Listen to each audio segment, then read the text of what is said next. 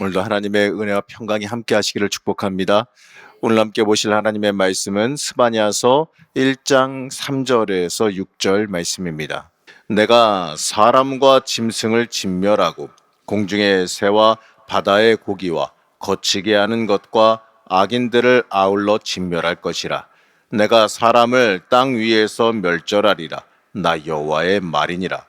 내가 유다와 예루살렘의 모든 주민들 위에 손을 펴서 남아있는 바알을 그곳에서 멸절하며 그 마림이란 이름과 그 제사장들을 아울러 멸절하며 또 지붕에서 하늘의 뭇별에게 경배하는 자들과 경배하며 여호와께 맹세하면서 말감을 가리켜 맹세하는 자들과 여호와를 배반하고 따르지 아니한 자들과 여호와를 찾지도 아니하며 구하지도 아니한 자들을 멸절하리라. 아멘.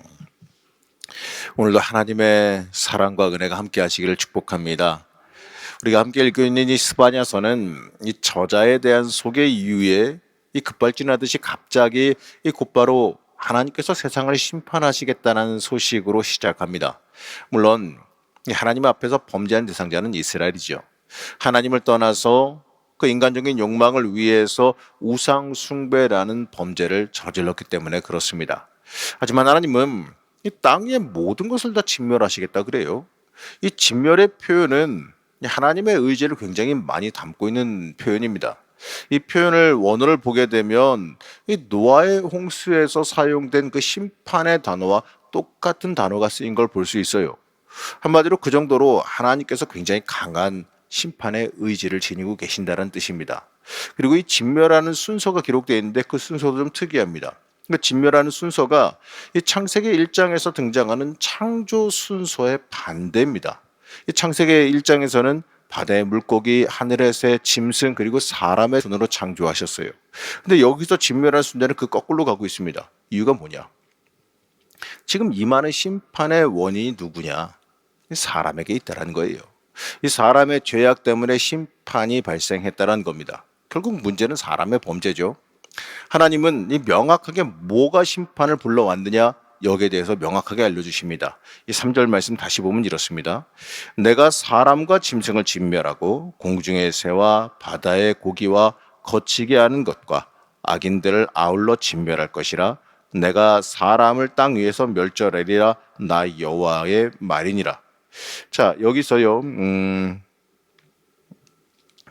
이 거치게 하는 것과 악인, 이렇게 말하는데, 이 바다의 고기와 거치게 하는 것과 악인들을 아울러 진멸할 것이라. 이렇게 말씀하잖아요. 이 세번역에서는 이 부분을 뭐라고 말하냐면, 넘어뜨리게 하는 자들과 악한 자들이라고 번역하고 있습니다. 자, 이 말은요, 인간의 역할을 뜻해요. 인간의 그 얼마나 악한지 이걸 뜻하는 겁니다. 하나님께서 만드신 선한 피조물을 이 하나님을 위해서 사용하는 게 아니라 우상 숭배를 위해서 사용했기 때문에 그래요. 이 하나님께서 인간을 인간이 이 피조물을 우상으로 만들기 때문에 이 땅의 모든 피조물들까지도 심판을 내리시겠다라는 의미예요. 유다가 범한 큰 죄악이 뭐냐? 뭐 단연 우상 숭배죠. 하나님 믿고 의지하지 않고 세상의 것 믿고 의지했던 거, 이게 가장 큰 우상 숭배 아니겠습니까? 하나님의 사람들은요, 하나님의 기대를 품고 있습니다. 하나님께서 우리를 바라보실 때 그냥 보시는 게 아니라 하나님의 마음으로 우리를 기대하는 마음으로 보신다는 거예요. 내가 무슨 뭔가를 큰 걸 행하길 기대하시는 게 아니라 하나님의 사람이니 하나님을 위해서 살기를 기대하면서 우리를 바라보신다는 겁니다. 그런데 이스라엘이요, 하나님을 섬기는 게 아니라 우상을 숭배했어요. 4절에서 이렇게 말씀하는데, 내가 유다와 예루살렘의 모든 주민들 위에 손을 펴서 남아있는 바알을 그곳에서 멸절하며 그 마림이란 이름과 및 그 제사장들을 아울러 멸절하며 이렇게 말합니다. 자, 여기서 그 마림, 좀 생소한 단어가 등장하죠. 여기서 그 마림은 이방신에게 분향하도록 임명된 이방 제사장들을 뜻해요. 자, 우상 숭배하는 이들을 징계하시겠다고 강하게 말씀합니다. 이들의 우상 숭배가 이 얼마나 하나님의 진노를 샀는지 잘 볼 수 있는 내용이죠. 물론 현대를 살아가는, 요즘을 살아가는 우리는 아주 그냥 뭐 특별하게 이상한 사람 빼고는 이 자연을 갖다가 숭배하지는 않습니다. 하지만 하나님께서 하나님의 영광을 위해 사용하라 주신 이 물질과 권력을 우상시하고 숭배하고 있는 사람들이 종종 있어요. 이 성공을 우상시하며 숭배하는 경우도 많이 보입니다. 하나님은 이러한 이 악한 모습에 심판을 내리겠다고 말씀하십니다. 우리가 혹시나 이 하나님보다 더 중요하게 여기는 게 내 인생에 있지는 않은지 스스로 한번 돌아보고 점검해야 됩니다. 심지어 이 하나님을 믿는 이유와 목적도 이 나를 위한 유익 때문은 아니었나 한번 생각해 봐야 한다는 거예요. 내 욕망을 위한 삶은 하나님께서 싫어하시는 삶이기 때문에 그렇습니다. 이스라엘이 하나님의 진노를 산 두 번째 이유는 이 종교 혼합주의 사상과 신앙의 화석화 때문입니다. 유대인 중에 많은 사람들이 하나님을 섬기고 하나님의 이름으로 당연하게 맹세하며 살아갑니다. 그러면서 동시에 하나님이 싫어하시는 이방신의 이름으로 맹세하고 살아요. 개척교회 할 때 굉장히 오래된 이야기이긴 하는데 잠깐 동네 할머니가 교회에 나오신 적이 있었어요. 그 뒤로 이제 저 혼자 총각으로 있을 때 얘긴데 얼마 뒤에 또 바로 돌아가셔서 생겼던 교인이 줄었는데 그분이 이 기도를 처음에 교회를 나오신 거라서 시킨 대로 기도도 잘하시고 합니다. 근데 예수님의 이름으로 기도드렸습니다. 아멘 이러고 끝나려고 했더니 그 다음에 뭐라고 하시냐면 저 그거 갖고 좀 부족하셨나 봐요. 예수님의 이름으로 기도드렸습니다. 부처님의 이름으로 무슨 누구 이름으로 해가지고 뭘 뒤에 자꾸 붙여요. 그래가지고 아니 재밌기도 해가지고 왜 그러시냐고 했더니 그 말씀이 이겁니다. 아니 이왕 많으면 좋지 뭐. 그렇잖아요. 그런 식으로 얘기하시더라고요. 그분의 입장에서는 주님만 섬기는 거 이런 거 개념도 없고 그냥 교회 나오라니까 옆에서 꼬시니까 나왔는데 가리키니까 가리킨 대로 하는데 자기가 생각하기에는 자기가 여태까지 믿던 선왕신도 있고 부처님도 있고 뭣도 있고 다 그러니까 이왕이면 산신도 있고 뭣도 있고 하니까 다 갖다 붙이면은 더 좋은 거 아니냐 이 생각을 하신 거예요. 근데 이거는 그냥 어떻게 보게 되면은 그냥 모르시니까 그냥 우리가 웃고 넘어갈 수 있는 이야기지만 근데 그때 당시에 이러한 심정으로 하나님을 믿고 섬기고 있었다는 거예요. 이스라엘 백성들이. 하나님 당연히 믿고 섬기죠. 예배 드리죠. 그리고 나서 왠지 이왕이면 더 있으면 좋겠다 싶으니까 우상 섬기고 이방신의 이름으로 맹세하고 그들을 의지하는 짓도 서슴지 않아 행했다는 겁니다. 이 수많은 유대인들이 므낫세와 함께 이방신을 섬겼어요.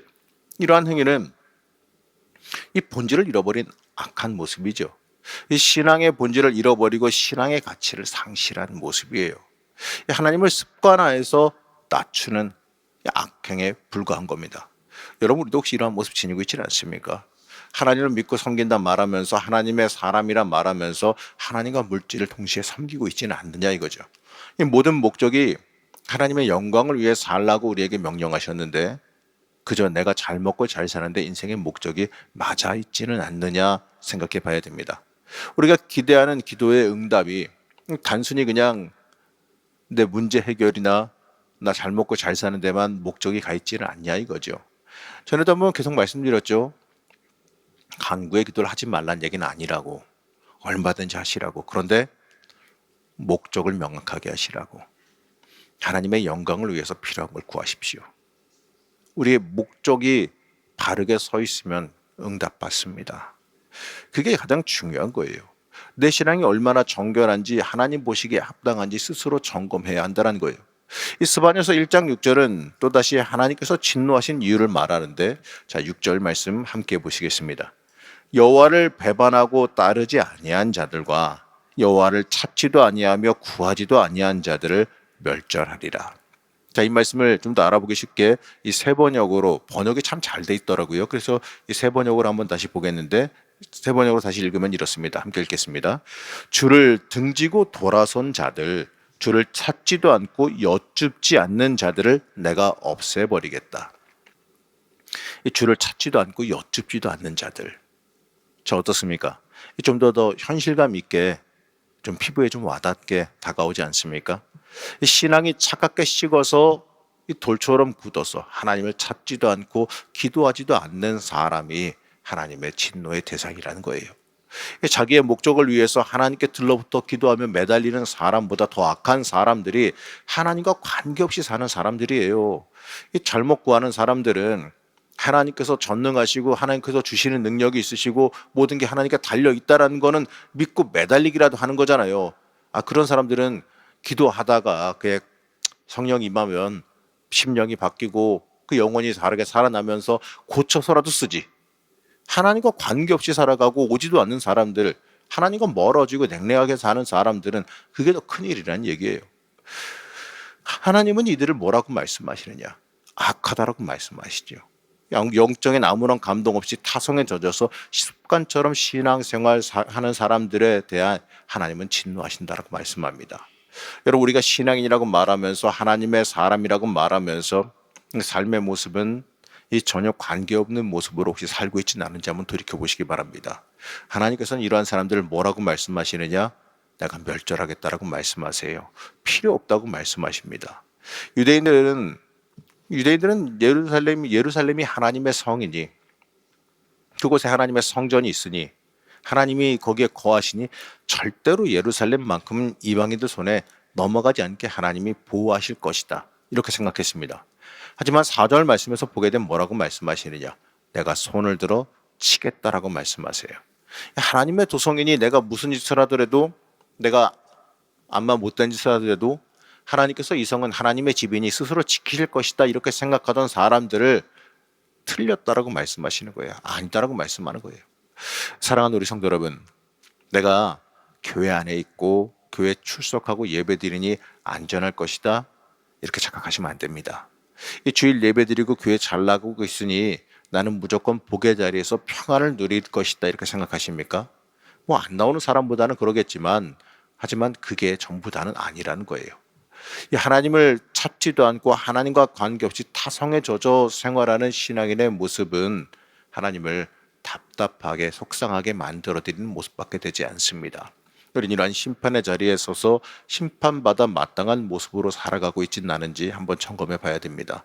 하나님은 우리가 그 심판의 자리에서 벗어나길 원하세요. 지금도 우리를 초청하십니다. 심판의 자리 떠나서 이 복의 자리로 빨리 옮겨오라고, 왜 거기 있냐고 우리를 그렇게 타박하세요. 빨리 복된 자리로 오라고 길도 알려주시고요, 손도 붙잡아 주시고요, 그리고 그럴 마음과 능력과 힘도 우리에게 허락해 주십니다. 중요한 건 내가 입을 벌리지 않아서 그래요. 이 심판의 자리가 아니라 하나님을 적극적으로 만나는 소통의 자리, 기도의 자리로 여러분들 깊게 들어가시고 기도의 자리로 나오시길 축복합니다.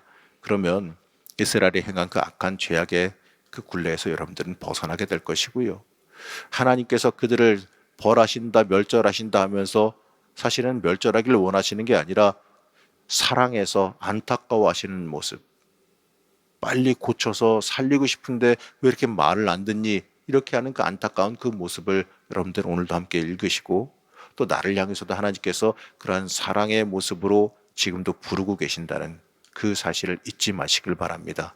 그리고 오늘도 기도하실 때 그 하나님의 사랑 안으로 들어가시길 축복합니다. 하나님과 소통하고 동행하는 자리, 그 복된 자리에 올라서는 여러분들 되시기를 시간 간절히 축복합니다. 잠시 기도하겠습니다.